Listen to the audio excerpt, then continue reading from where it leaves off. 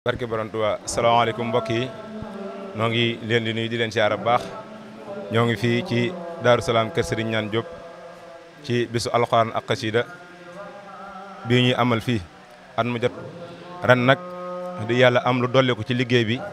muy mbindum xasida di lu am solo lool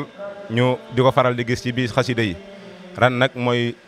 première ñëw di ko def fii nii ci Touba Daaru Salaam kër Serigne Niane Diop muy mbind mi tey ñu tàmbalee xasida ak jaalibatul maraaxib ngir ne kuréel gi kuréelu jaalibatul maraaxib la moo tax ñu taamu xasida ak jaalibatul maraaxib ngir tàmbalee ko liggéey bi ñu ànd ceeg jëwriñ yi Serigne Khadim ak Serigne Abdoulaat mi di ay bindikat yu mag daal di am ci taxawaay yu mat sëkk dajale mboolem bindikat yi ñu ñëw fii ci Touba Daaru Salaam kër Serigne Niane Diop ngir gën a yaatal mbindum xasida mi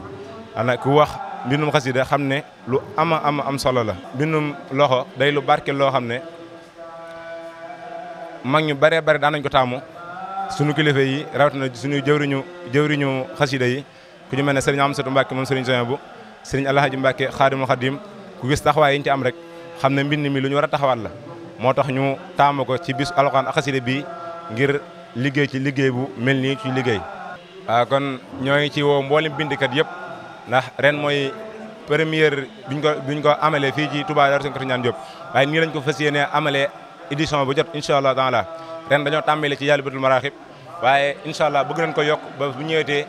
ñu yokk xasida yu baax lu jiitu bis bi di ko waajal ci mbindum xasida boobu egsee ñu def ko ci bind nuur daare ni ba ab kaamil sax am nañ yéene bind ko ndax bisu alxuraan ak xasida lañ wax kon noo ngi ci woo ñëpp bàyyiwuñu kenn jërëjëf asalaamaaleykum wa rahmatullah